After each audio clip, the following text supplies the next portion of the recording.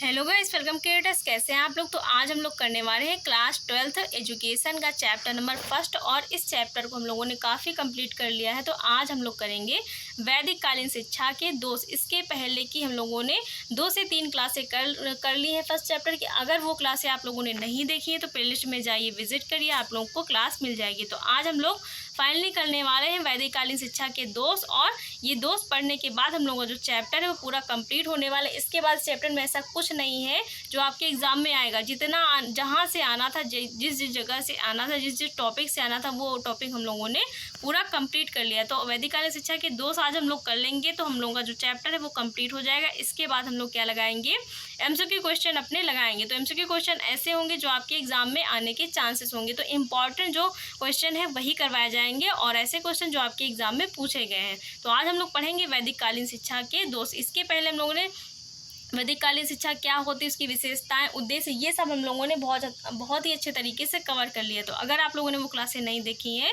तो प्लेलिस्ट में जाइए, विजिट कर लीजिए, आप लोगों को क्लास मिल जाएगी और आप लोगों को उनसे बिल्कुल बहुत ही हेल्प होने वाली है। तो वैदिक कालीन शिक्षा के जो दोष हैं हम लोग पढ़ते हैं। तो पहले हम लोग जान लेते हैं कि वैदिक कालीन शिक्षा के दोष हैं क्या और उसमें क्या क्या चीज़ें हैं। तो उसके पहले ये समझते हैं, फिर आएंगे हम लोग दोष क्या क्या है वो जानेंगे। तो पहला हम लोग समझते हैं कि वैदिक जो शिक्षा प्रणाली में अनेक दोष थे। पहले क्या समझ रहे हैं कि वैदिक कालीन शिक्षा प्रणाली में अनेक दोष थे। अगर कोई भी चीज़ है तो उसकी अच्छाइयाँ भी होती हैं और बुराइयाँ भी होती, चाहे वो इंसान हो, चाहे कोई भी प्रणाली या सिस्टम हो। तो अगर उसमें कोई अच्छी चीज़ है तो उसमें क्या होगी, उसकी बुराइयाँ भी होती हैं। तो किसी भी चीज़ की अच्छाई भी होती है और बुराई भी होती है, दोनों चीज़ें क्या होती ज़रूर है उसमें। तो कुछ इसमें अच्छी चीज़ थी जिसको अपनाया गया, कुछ इसमें क्या थे, दोष थे जिनको क्या है अपनाया नहीं गया और उनको हटा दिया गया। तो वैदिक कालीन शिक्षा प्रणाली में अनेक दोष थे। ब्राह्मण वर्ग पर शिक्षण व्यवस्था पर आधिपत्य था। जो वैदिक कालीन शिक्षा है उसमें शिक्षा प्रदान करने का अधिकार किसका था, तो ब्राह्मणों का था। मतलब जो ब्राह्मण होते थे वही क्या करते थे, वही शिक्षा प्रदान करते थे। अन्य किसी जो वर्ग थे, जैसे कि क्षत्रिय हो गया, शूद्र हो गया, वैश्य हो गया, उनको शिक्षा प्रदान करने का अधिकार नहीं था। मतलब वो गुरुकुल में छात्रों को शिक्षित नहीं कर सकते थे, केवल शिक्षा ग्रहण कर सकते थे। और ब्राह्मणों का आधिपत्य केवल क्या था, शिक्षा पर था। तो वही है कि इस प्रणाली का दोष ये है कि ब्राह्मणों का आधिपत्य था किस पर, जो शिक्षा व्यवस्था है उस पर। ब्राह्मणों की शिक्षा व्यवस्था पर नियंत्रण हो जाने के फलस्वरूप शिक्षा व्यवस्था रूढ़िवादी, औपचारिक तथा वर्ग विशेष के लिए सीमित हो गई थी। क्योंकि जो ब्राह्मण थे उनका शिक्षा पर नियंत्रण था, तो वो जिस प्रकार से चाहते थे उस प्रकार से शिक्षा को चलाते थे। और शिक्षा कैसी हो गई थी, रूढ़िवादी, क्योंकि जो ब्राह्मण थे अपने ही धर्म के अनुसार शिक्षा को चलाना चाह रहे थे, औपचारिक तथा वर्ग विशेष के लिए सीमित हो गई थी। और जो शिक्षा थी वो मूलतः किसके लिए हो गई थी, तो जो ब्राह्मण वर्ग के लोग थे उन तक ही सीमित हो गए थे। और शिक्षा में बहुत सारी औपचारिकताएं जोड़ दी गई थी। जो निचले वर्ग के वर्ग थे वो उसको नहीं ग्रहण कर सकते थे। परिणामतः यह समाज की शैक्षिक आवश्यकताओं की पूर्ति करने में असमर्थ हो गई। और जो शिक्षा है वो क्या हो गई, समाज की जो आवश्यकताएं हैं शैक्षिक, उनको पूरा करने में असमर्थ हो गई। क्योंकि जो शिक्षा है थी वो एक वर्ग विशेष के लिए सीमित कर दी गई थी, ब्राह्मणों के लिए। अन्य जो वर्ग के जैसे क्षत्रिय हो गए, शूद्र हो गए, वैश्य हो गए, उनके लिए क्या जो शिक्षा संबंधी आवश्यकताएं थी वो पूरी नहीं हो पा रही थी। इसलिए शैक्षिक आवश्यकताओं की पूर्ति होने में असमर्थ हो गई। वैदिक कालीन शिक्षा की प्रमुख कमियों को निम्न ढंग से सूचीबद्ध किया गया है। तो वैदिक कालीन शिक्षा की जो कमियां हैं उनको हम लोग अब जानते हैं। ये हम लोग जान गए कि वैदिक कालीन शिक्षा पर आधिपत्य किसका था, तो ब्राह्मणों का था। और जो नियंत्रण था, नियंत्रण में किसके थी, तो ब्राह्मणों के नियंत्रण में थी। इस कारण से जो शैक्षिक आवश्यकताएं हैं वो पूरी नहीं हो पा रही थी। ये वैदिक कालीन शिक्षा के क्या है, मेन हाईलाइटेड पॉइंट है कि उसमें दोष थे तो क्यों थे और किस प्रकार के थे और दोष होने का कारण क्या था। तो यही कारण थे। आप समझते हैं कि कौन कौन से जो दोष है उनको बताया गया। धर्म को अत्यधिक महत्व दिया गया। पहला क्या है, पहला ये है कि वैदिक कालीन शिक्षा में धर्म को अत्यधिक महत्व दिया गया। मतलब धर्म विशेष पर शिक्षा आधारित थी। वैदिक कालीन शिक्षा में धर्म को अत्यंत महत्व दिया जाता था। शिक्षा की संपूर्ण व्यवस्था धार्मिक विचारों से प्रभावित होती थी। मतलब जो शिक्षा की व्यवस्था थी वो किससे प्रभावित होती थी, धार्मिक विचारों से। जो शिक्षा थी उसमें धार्मिक कर्मकांडों, धार्मिक जो चीज़ें थी, पुस्तकें थे, वेद पुराण थे आपकी, उनको रटवाया जाता था। उन्हीं पर आधारित जो शिक्षा थी उन पे जो है आधारित शिक्षा दी जाती थी और जो धार्मिक कर्मकांड थे उनका अनुसरण करवाया जाता था। तो जो शिक्षा थी पूर्णतः धार्मिक विचारों से संबंधित थी और मोक्ष की प्राप्ति जो लक्ष्य था वो वैदिककालीन शिक्षा का लक्ष्य था। शिक्षा के उद्देश्य तथा पाठ्यक्रमों का निर्धारण भी धार्मिक आदेशों के अनुरूप किया जाता था। मतलब जो भी धर्म वेद पुराण कर्मकांड थे उन्हीं के आधार पर जो पाठ्यक्रम है उनका निर्धारण किया जाता था और उन्हीं के अनुसार क्या है विद्यार्थी जो अंतेवासी थे, विद्यार्थी नहीं कहेंगे अंतेवासी थे। अंतेवासी कौन थे? तो जो गुरुकुल में रहते थे, जो विद्यार्थी रहते थे उनको अंतेवासी कहा जाता। तो अंतेवासियों को उन्हीं के अनुरूप क्या है जो शिक्षा है वो प्रदान करी जाती थी। छात्र पर धार्मिक ग्रंथों तथा कर्म कांडों का अध्ययन करते थे। तो जो छात्र थे वो गुरुकुल में रहकर क्या करते थे? जो वेद पुराण है, धार्मिक ग्रंथ है, कर्मकांड है, उनका अनुसरण करते थे, उन्हीं का अध्ययन करते थे। धर्म पर आधारित इस शिक्षा व्यवस्था में शैक्षिक विकास के मार्ग को अवरुद्ध कर दिया, क्योंकि जो शिक्षा थी वो पूर्णतः धर्म के चारों ओर घूम रही थी। उसके अलावा जो है कोई भी अन्य चीज़ जो अन्य शैक्षिक आवश्यकता उसको पूरा करने की ज़रूरत नहीं महसूस की गई। जो शिक्षा को पूरा क्या है जो ब्राह्मण वर्ग था उन्होंने धर्म पर ही आधारित कर दिया और धर्म के आधार पर ही शिक्षा प्रदान की जाती थी। तो पहला क्या हो गया कि धर्म को अत्यधिक महत्व दिया गया। दूसरा है स्त्री शिक्षा की उपेक्षा। तो वैदिक कालीन शिक्षा में स्त्री शिक्षा की उपेक्षा की गई, क्योंकि सभी स्त्रियों को समान रूप से शिक्षा का अधिकार नहीं था।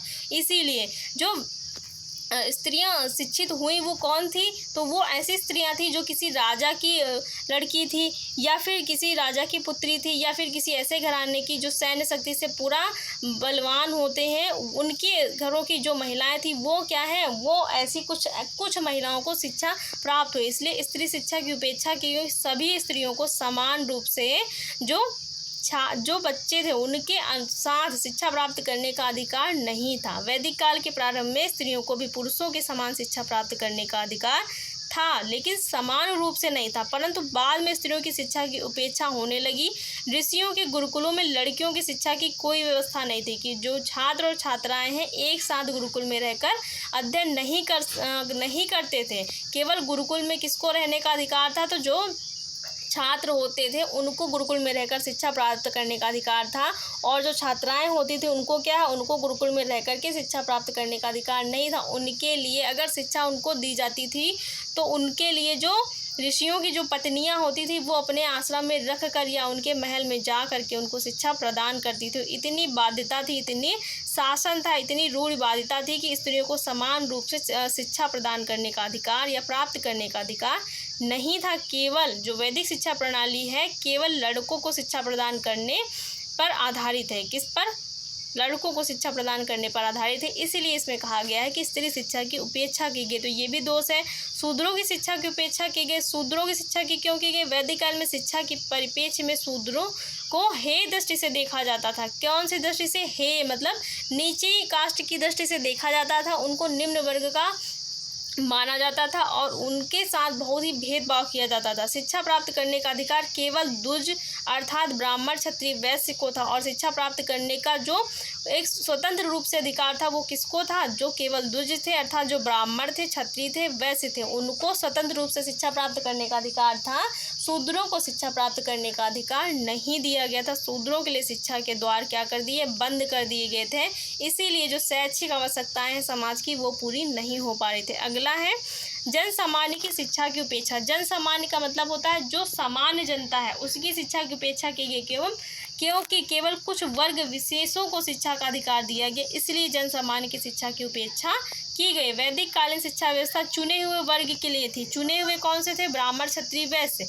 इस काल में जन सामान्य की शिक्षा की पूर्ण उपेक्षा हुई। संस्कृत भाषा के प्रसिद्धता पर ध्यान केंद्रित करने के कारण संभव होता उसे समय जन सामान्य अपना शैक्षिक विकास करने में असमर्थ रहे, क्योंकि जो शिक्षा थी वो किस पर आधारित थी? एक तो धर्म पर आधारित। तो जो धर्म पर जो भी वेद पुराण जो धर्म पर आधारित जो भी विषय थे वो क्या थे? वो सब संस्कृत भाषा में थे। तो संस्कृत भाषा की प्रसिद्धता पर ध्यान केंद्रित किया गया। जो ब्राह्मण वर्ग था वो अपनी धर्म को अधिक महत्व देता था और इन्हीं का जो है अनुसरण करवाता था छात्रों को। और किस भाषा में, तो संस्कृत भाषा में करवाता था। इस कारण जो शिक्षा थी वो जन सामान्य के विकास में असमर्थ हो गई, क्योंकि एक ही भाषा को प्राथमिकता दी गई, अन्य भाषाओं को नहीं दी गई। और एक भाषा कौन सी थी? संस्कृत भाषा थी, जिसको वैदिक काल में प्राथमिकता मिली। अगला है लोक भाषाओं की उपेक्षा। लोक भाषाएं क्या थी? मतलब केवल एक भाषा को प्राथमिकता मिली, और वो भाषा जो वेद पुराणों में थी उसको, और अन्य उस क्षेत्र की जो भी भाषाएं थे उनको मान्यता नहीं दी गई। तो वैदिक काल में केवल संस्कृत अध्ययन और अध्यापन का प्रचलन था। लोक भाषाओं का शिक्षा प्रणाली में कोई स्थान नहीं था। मतलब वहाँ के जो लोग हैं वो जिस भाषा का प्रयोग करते हैं उस भाषा में उनको शिक्षा नहीं प्रदान की जाती थी। तो संस्कृत वो लोग नहीं जानते थे, तो वो लोग कैसे उस भाषा में शिक्षा ग्रहण कर पाते? ये उनके लिए क्या था? उनके लिए सुसाध्य नहीं था। लोक भाषाओं का, लोक यहाँ पर क्या है? लोक भाषाओं का शिक्षा प्रणाली में कोई स्थान नहीं था। इसके फलस्वरूप लोक भाषाओं की उपेक्षा हुई तथा वह प्रगति ना कर सके, क्योंकि जो व्यक्ति जिस भाषा का ज्ञाता होता है या जो भाषा उसको समझ में आती है, अगर उसी भाषा में उसको शिक्षा दी जाएगी तभी उसके लिए क्या होगी? उसके लिए लाभकारी होगी। अन्यथा क्या होगी? वो शिक्षा उसके लिए व्यर्थ है, जो उसकी समझ में ही ना आए, उसके अध्ययन में क्या हो? उसके ज्ञान को ना बढ़ाए, क्योंकि जब समझ नहीं आएगा तो वो उसको ग्रहण भी नहीं कर पाएगा। अगला है विचार स्वातंत्र का अभाव। विचार स्वतंत्र का अभाव क्या है? तो वैदिक काल के प्रारंभ में नवीन विचारों को आदर किया जाता था, परंतु कालांतर में शिक्षा के धर्म पर आश्रित हो जाने के कारण सुविचार स्वतंत्रता का अभाव हो गया। मतलब वैदिक काल में क्या था? जो नवीन विचार थे उनका आदर किया जाता था, कि नवीन विचार का मतलब जो भी चीज़ें हो रही हैं उनको नए तरीके से किस प्रकार से किया जा सके। तो जो पहले की चीज़ें थी उनमें थोड़ा सा परिवर्तन करना। तो परिवर्तन क्या है? परिवर्तन तभी किया जाएगा जब उसमें नए नियम और नई चीज़ों को ऐड ऑन किया जाएगा। तो ये क्या है? क्या नवीन विचारों को पहले आदर दिया गया, लेकिन जैसे जैसे समय बीतता गया जो शिक्षा थी वो धर्म पर आश्रित जैसे जैसे होती गई, वैसे वैसे जो विचार थे, जो विचारों की स्वतंत्रता थी, उनका अभाव हो गया। धार्मिक ग्रंथों में लिखी गई बातों को केवल सत्य माना जाता था, और जो भी धार्मिक ग्रंथ में लिखा जाता था उसी पर विचार विमर्श होता था। अन्य बाहर से कोई भी अपनी विचारधारा या अपना विचार, अपना मत उसमें प्रकट नहीं कर सकता था। जो भी बातें लिखी केवल उनको ही सत्य माना गया। इस प्रवृत्ति के फलस्वरूप रूढ़वादिता तथा अंधविश्वासों का प्रादुर्भाव हुआ, क्योंकि धार्मिक कर्मकांडों में सब कुछ जो लिखा हुआ है वो सत्य नहीं है। कुछ हमारे हित में है, कुछ हमारे अहित में है। तो सारी चीज़ों को मानकर उन्हें ही समाज पर क्या है? थोपना। तो ये क्या थी? रूढ़िवादिता थी, और अंधविश्वासों को बढ़ावा मिला। कौन सी शिक्षा में? तो वैदिक कालीन शिक्षा में। तो ये दोष है। अगला क्या है? सांसारिक जीवन की उपेक्षा। वैदिक शिक्षा का उद्देश्य मोक्ष की प्राप्ति थी। सांसारिक जीवन की उपेक्षा क्यों की गई? क्योंकि जो व्यक्ति का जीवन है पूर्णतः किस पे बांट दिया गया? 4 आश्रमों में, और 4 आश्रमों में उनको एक अलग अलग उत्तरदायित्व दे दिया गया। तो उनका जो जीवन था वो केवल 4 आश्रम में ही बंद कर रह गया। उनका जो सांसारिक जीवन है उसकी उपेक्षा कर दी गई। हर आश्रम में एक नया नियम, एक नया कानून होता था, और उसी के अनुसार व्यक्ति को अपना जीवन व्यतीत करना पड़ता था।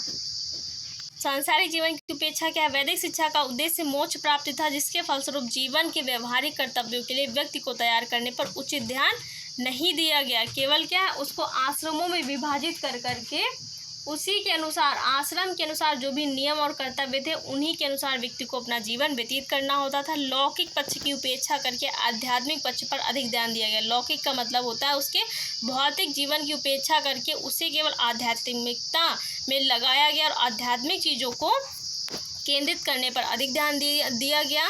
और आध्यात्मिक चीज़ों पर केंद्रित करने का एक लक्ष्य क्या था? कि व्यक्ति को क्या है? अंतिम आश्रम में मोक्ष की प्राप्ति हो जाए। ध्यान देने के फलस्वरूप व्यक्ति सांसारिक जीवन को एक बोझ मानने लगा, क्योंकि उसका जो जीवन था वो बंधनों से ग्रस्त था। और वो बंधन कौन से थे? वो आश्रम रूपी बंधन व्यक्ति के जीवन को बांध कर रखते थे, और उन्हीं बंधन के अंदर क्या है? व्यक्ति को अपना जो जीवन है वो व्यतीत करना होता था। इस प्रवृत्ति के कारण वैदिक युग में जो लौकिक प्रवृत्ति का मार्ग था वो कैसा हो गया? वो अवरुद्ध हो गया, बाधित हो गया। अगला है शारीरिक श्रम के प्रति हेय दृष्टि। तो शारीरिक श्रम के प्रति हेय दृष्टि क्या है? वैदिक शिक्षा में शारीरिक श्रम के प्रति हेय दृष्टि परिलक्षित थी। हेय दृष्टि क्या है? तो शारीरिक श्रम क्या था? पूरे आश्रमों में नहीं करना था। केवल जो अध्यापक गुरुकुलों में छात्र अपने कार्य स्वयं करते थे, परंतु शिक्षा प्राप्त करने के उपरांत उनका शारीरिक श्रम के कार्यों से कोई संपर्क नहीं रहता था। ये कहा गया पहले आश्रम में, क्या कहा गया ब्रह्मचर्य में, कि जब तक छात्र जो है गुरुकुल में रहेंगे वो अपने सारे कार्यों को स्वयं करेंगे। मतलब ब्रह्मचर्य आश्रम में रह करके वो ब्रह्मचर्य जीवन में अपने सारे कार्यों को स्वयं करते थे, लेकिन जैसे ही वो गृहस्थ आश्रम में प्रवेश करते थे वो क्या करते थे, वो शारीरिक श्रम से मुक्ति पा लेते थे। केवल जो ब्रह्मचर्य आश्रम था उसी में वे अपने स्वयं के सारे कार्य करते थे, और जो गृहस्थ आश्रम था उसमें प्रवेश करने के बाद उनका अपने शारीरिक श्रम के प्रति कोई भी उत्तरदायित्व नहीं रह जाता था। गुरुकुलों में छात्र अपने कार्य स्वयं करते थे, परंतु शिक्षा प्राप्त करने के उपरांत उनका जो शारीरिक श्रम से कार्यों से कोई संपर्क नहीं रहता था। वो अपना कोई भी शारीरिक श्रम का जो कार्य है, अपने स्वयं के जो कार्य हैं वो नहीं करते थे। वस्तुतः उच्च वर्ग के छात्रों तक शिक्षा के सीमित रहने के कारण वैदिक काल में शिक्षितों में शारीरिक श्रम के प्रति हे दृष्टि का भाव रहता था, क्योंकि जो उच्च वर्ग के छात्र थे वो जब तक आश्रम में रहते थे, गुरुकुल में रहते थे, तभी तक अपने कार्यों को करते थे, अन्यथा अपने कार्यों को वो नहीं करते थे, वो दूसरों पर निर्भर हो जाते थे। इसलिए इसमें क्या है, शारीरिक श्रम को हे दृष्टि से देखा गया। अगला है नवीन धर्म के प्रति हे दृष्टि। नवीन धर्म के प्रति हे दृष्टि क्या है, जो भी धर्म पहले प्राचीन समय में थे उनका ही पालन किया जाता था। कोई भी ऐसा धर्म नया नहीं लाया गया जिसको अपनाया जाए, और नए विचारों को नहीं अपनाया गया। इसलिए ब्राह्मणों के द्वारा शिक्षा व्यवस्था पर आधिपत्य कर लेने के उपरांत उन्होंने धर्म का सहारा ले। उन्होंने कहा जो भी धर्म है उसी पर आधारित क्या हो, शिक्षा आधारित हो, और शिक्षा कैसी हो, धार्मिक हो, आध्यात्मिकता की ओर ले जाए, मोक्ष की प्राप्ति की ओर ले जाए।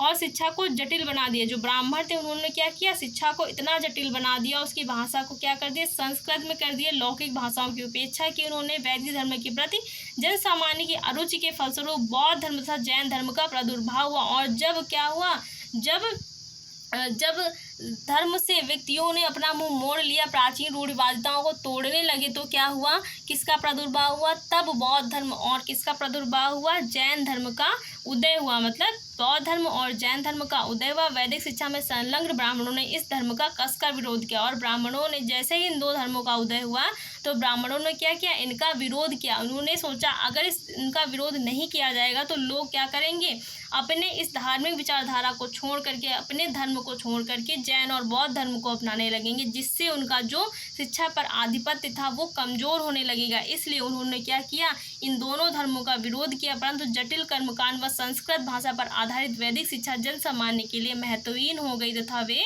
नवीन धर्म तथा उनसे जुड़ी प्रणाली की ओर आकर्षित होने लगे। लेकिन जो जन सामान्य लोग थे वो वैदिक शिक्षा को क्या मानने लगे, महत्वहीन मानने लगे, क्योंकि वो जो शिक्षा थी वो किस पर आधारित थी, धर्म विशेष पर आधारित थी। ऐसी भाषा में थी जो वहाँ के जो लौकिक भाषाएं थी उनमें ना होकर एक धर्म विशेष भाषा पर आधारित थी, जिससे जो शिक्षा शैक्षिक आवश्यकताएं थी वो लोगों की पूरी नहीं हो पा रही। तो इन सबसे क्या हुआ, इन सबसे लोगों ने अपने आप को दूर करना चाहा। उन्होंने कहा कि ऐसे धर्म को अपनाओ जो हमारी आवश्यकताओं को पूरा करे, हमारी शैक्षिक आवश्यकताओं को पूरा करे, हमें विकास के मार्ग की ओर ले जाए, बल्कि धर्म पर आधारित ना हो। तो जटिल कर्मकांड व संस्कृत भाषा पर आधारित वैदिक शिक्षा जन सामान्य के लिए महत्वहीन हो गई। उसका महत्व क्या हो गया, एकदम बेकार हो गया। जन सामान्य जनता थी उन्होंने समझ लिया कि जो वैदिक कालीन शिक्षा है वो केवल धर्म के चारों ओर घूमेगी, और इसके अलावा उसमें कोई भी नया या नवीन जो विचारधारा है वो नहीं आएगी। इसलिए